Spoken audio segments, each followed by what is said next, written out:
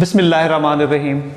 Dear student, previously हम carbohydrates को discuss कर रहे थे और कार्बोहाइड्रेट्स के हमने 3 ग्रुप क्लासिफिकेशन के हवाले से बताए।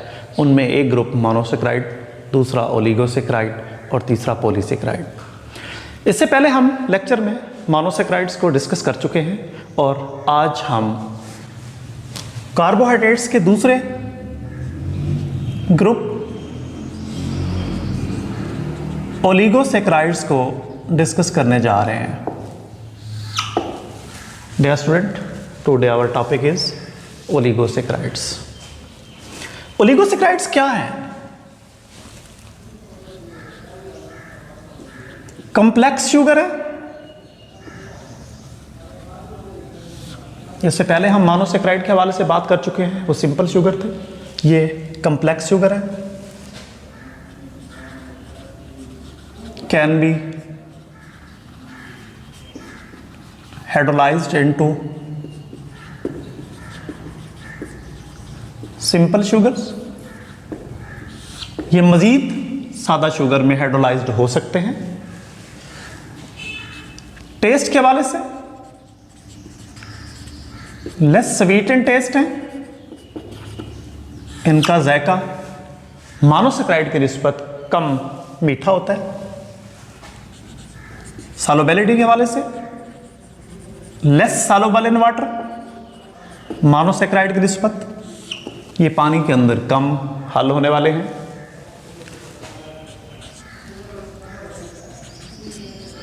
Composed of many simple units, और ये सिंपल यूनिट से मिलकर बने होते हैं through glycosidic linkage. Glycosidic linkage के जरिए ऑन हाइड्रोलिसिस, जब इनको पानी की मौजूदगी में तोड़ा जाता है, यील्ड 2 to 10 मोनोसेक्राइड्स। ये 2 से 10 तक मोनोसेक्राइड देते हैं। 2 मोनोसेक्राइड यूनिट वाले डाइसेक्राइड्स कहलाते हैं। Dear student, important disaccharides sucrose हैं, लैक्टोज हैं और माल्टोज है। सक्रोज, इसको हम केन शुगर का नाम देते हैं। यह अमूमन घर में चीनी के नाम से, शुगर के नाम से ये इस्तेमाल होने वाला शुगर है। लैक्टोज मिल्क शुगर है और माल्टोज फ्रूट्स के अंदर पाया जाने वाला एक शुगर है। डियर स्टूडेंट, सक्रोज जिनका जर्नल फार्मूला C12H22 और O11 है, that is basically composed of glucose plus fructose. Actually 2 monosaccharide unit, इनमें ग्लूकोज और फ्रक्टोज ग्लाइकोसाइडिक लिंकेज के जरिए जुड़कर सक्रोज देते हैं और ये 2 यूनिट से बना हुआ शुगर डाइसेक्राइड कहलाता है। इनमें लिंकेज कैसे है? प्रीवियसली हम बात कर चुके हैं ग्लूकोज की, जो कि एक 6 कार्बन वाला एल्डो शुगर है।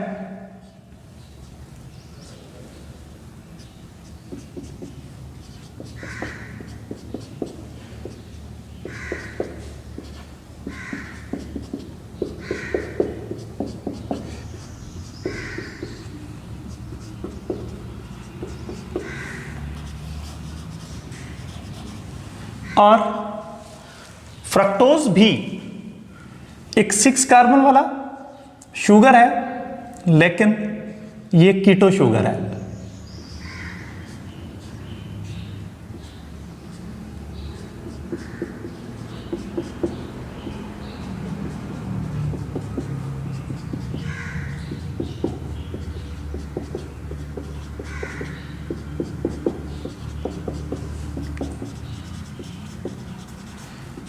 डियर स्टूडेंट, एक मरतबा फिर क्लियर कर दूं कि ग्लूकोज और फ्रक्टोज दोनों हेक्सोजेस हैं, 6 कार्बन वाले शुगर्स हैं, लेकिन इन दोनों में फ़र्क ये है कि ग्लूकोज एल्डो फॉर्म में है और फ्रक्टोज कीटो फॉर्म में है। इनमें एक कार्बन ग्लूकोज की कार्बन नंबर 1 और फ्रक्टोज की कार्बन नंबर 2 के दरमियान रिएक्शन होता है और डिहाइड्रेशन के नतीजे में वाटर मॉलिक्यूल रिलीज होता है, और वाटर मॉलिक्यूल के रिलीज होने के साथ ही कार्बन ऑक्सीजन के साथ एसोसिएशन क्रिएट करती है।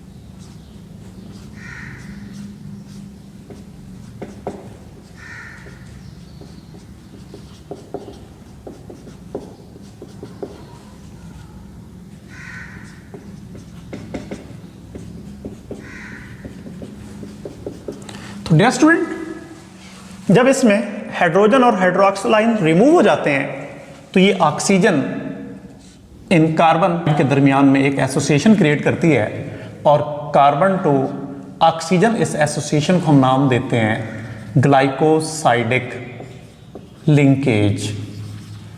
और इस लिंकेज के तहत 2 मोनोसेक्राइड जुड़े और 2 मोनोसेक्राइड्स की इस एसोसिएशंस को हम नाम देते हैं डाइसेक्राइड, और इंपॉर्टेंट डाइसेक्राइड सक्रोज, सक्रोज जो कि ग्लूकोज और फ्रक्टोज का एसोसिएशन है।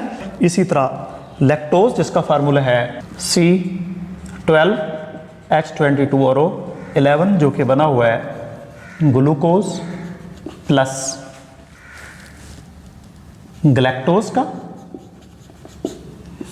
इसी तरह फ्रक्टोज, इसका फार्मूला है C12H22 और O11, ये एसोसिएशन है ग्लूकोज प्लस ग्लूकोज का। तो डियर स्टूडेंट, बेसिकली ये मोनोसेक्राइड्स अरेंज होकर ओलिगोसेक्राइड्स बनाते हैं, और ओलिगोसेक्राइड कम्प्लेक्स शुगर हैं, और जब इनको हाइड्रोलाइज किया जाता है तो ये सिंपल शुगर में हाइड्रोलाइज्ड हो जाते हैं, और इनका जायका एज कंपेयर टू मोनोसेक्राइड कम मीठा है, और पानी के अंदर इनकी solubility as compare to monosaccharide कम है। डियर स्टूडेंट, नेक्स्ट कार्बोहाइड्रेट्स हैं पॉलीसेक्राइड्स।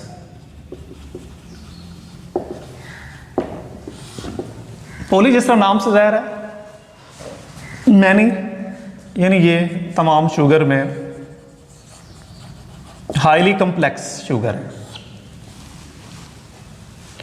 और नेचर के अंदर पाए जाने वाले तमाम शुगर में मोस्ट एबेंडेंट है, सबसे ज्यादा पाए जाने वाले। टेस्टलेस हैं डियर स्टूडेंट, इनका कोई जायका नहीं होता, और सॉल्युबिलिटी के हवाले से ये इनसॉल्युबल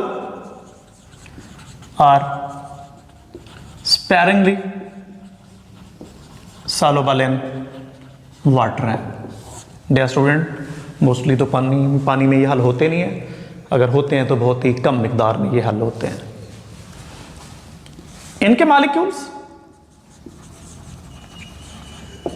ब्रांच्ड होते हैं या अनब्रांच्ड होते हैं, और फर्दर हम इन पॉलीसेक्राइड्स को डिस्कस करेंगे स्टार्च की शक्ल में,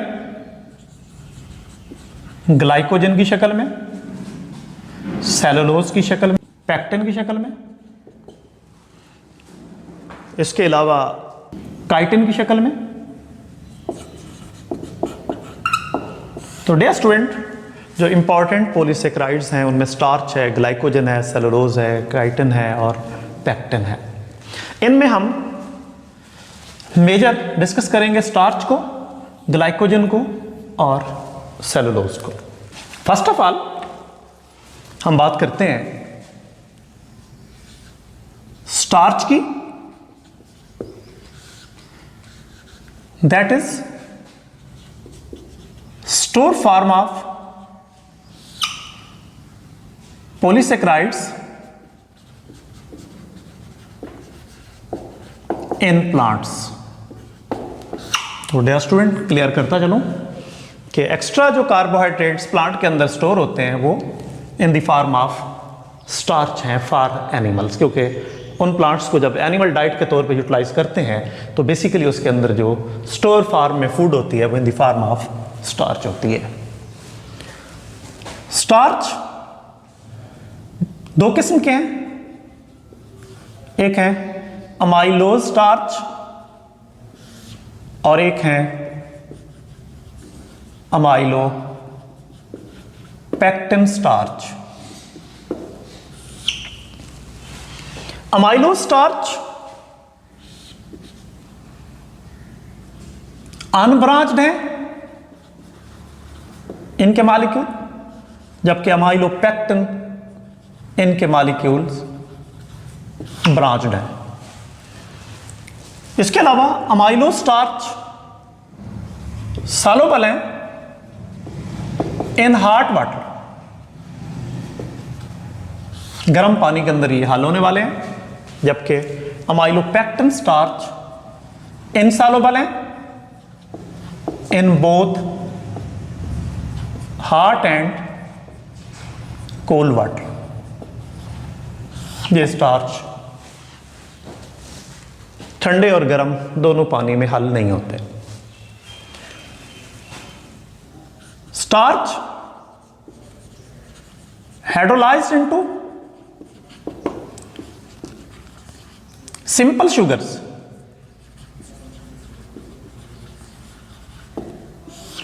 डियर स्टूडेंट, पौधा जो खुराक फोटोसिंथेसिस के नतीजे में तैयार करता है इन द फॉर्म ऑफ ग्लूकोज, उसमें से कुछ ग्लूकोज तो वो अपनी एक्टिविटीज़ को परफॉर्म करने के लिए, अपनी ग्रोथ के लिए, अपनी मेंटेनेंस के लिए खर्च कर देता है। बाकी जो एक्स्ट्रा ग्लूकोज उसको कन्वर्ट कर देता है इन द फॉर्म ऑफ स्टार्च। और जब भी पौधे को वापस ग्लूकोज की जरूरत होती है तो यही स्टोर किया हुआ स्टार्च वापस हाइड्रोलाइज्ड हो जाता है into simple sugar, specially in the form of glucose. Dear student, जब हम स्टार्च को आयोडीन टेस्ट की मदद से टेस्ट करते हैं तो दैट गिव ब्लू कलर। इस ब्लू कलर की मदद से हम गिवन सॉल्यूशन में मौजूद स्टार्च को आइडेंटिफाई करते हैं। स्टार्च के अलावा दूसरे नंबर पे ग्लाइकोजन।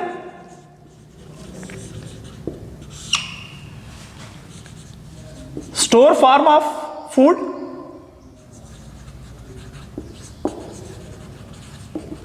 इन एनिमल्स। डियर स्टूडेंट, बताता चलूं, जिस तरह एक्स्ट्रा खुराक पौधे के अंदर स्टार्च की सूरत में स्टोर होती है, तो ऐसे ही एनिमल के अंदर एक्स्ट्रा फूड ग्लाइकोजन की सूरत में स्टोर होती है, specially in liver and muscles.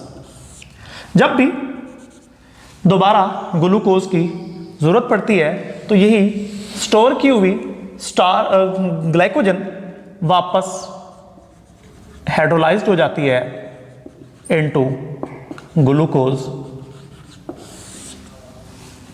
तो इस तरह ये starch can also be hydrolysed into simple sugar. ये भी सिंपल शुगर में हाइड्रोलाइज्ड हो जाती है। ये टेस्टलेस है और इनसॉल्युबल इन वाटर है, पानी के अंदर ये हल नहीं होती। इसके अलावा जब हम आयोडीन टेस्ट करते हैं तो आयोडीन टेस्ट के दौरान glycogen provide red colour, glycogen red colour देती है। डियर स्टूडेंट, इसमें जो तीसरे नंबर पे हम डिस्कस करने जा रहे हैं इंपॉर्टेंट पॉलीसेकेराइड, वो है सेलुलोज। तमाम कार्बोहाइड्रेट्स में जिस तरह मैंने बताया कि सबसे ज्यादा पाए जाने वाले कार्बोहाइड्रेट्स पॉलीसेकेराइड्स हैं, तो इन पॉलीसेकेराइड में सबसे ज्यादा पाया जाने वाला मोस्ट अबंडेंट सेलुलोज है।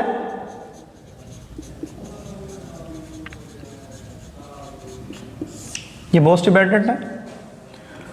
इन सालों वाले पानी के अंदर, टेस्टलेस हैं। इनके मॉलिक्यूल्स ब्रांच्ड भी हैं और अनब्रांच्ड भी हैं। सबसे ज्यादा ये प्लांट की सेल वॉल में पाया जाता है और कॉटन इसकी pure form, cotton is the pure form of cellulose.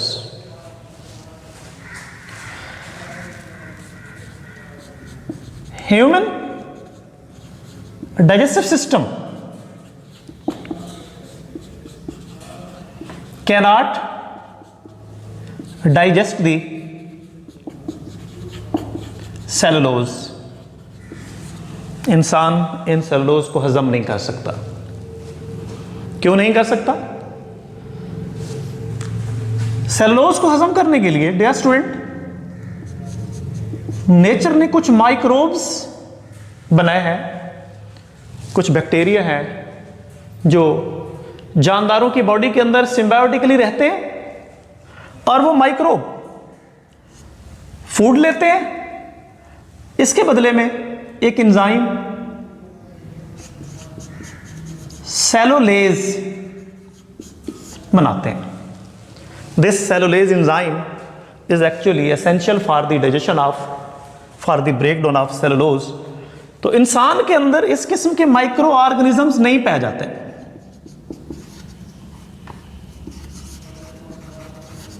और इन माइक्रो ऑर्गेनिजम्स की गैर मौजूदगी की वजह से ह्यूमन बॉडी में सेलुलेज एंजाइम नहीं बनता और सेलुलेज एंजाइम ना बनने की वजह से इंसान इन सेलुलोज को डाइजेस्ट नहीं कर पाता।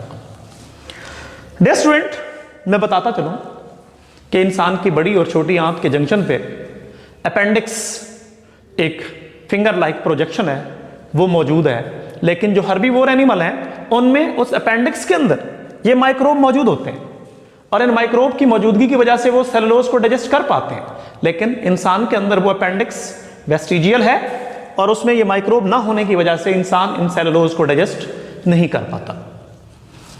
इसलिए अपेंडिक्स का रोल इंसान की बॉडी के हवाले से नॉन फंक्शनल है और ऐसे नॉन फंक्शनल ऑर्गन्स को हम नाम देते हैं वेस्टिजियल ऑर्गन्स। तो डियर स्टूडेंट, इंसान की बॉडी के अंदर पाया जाने वाला अपेंडिक्स एक वेस्टिजियल ऑर्गन के तौर पे है।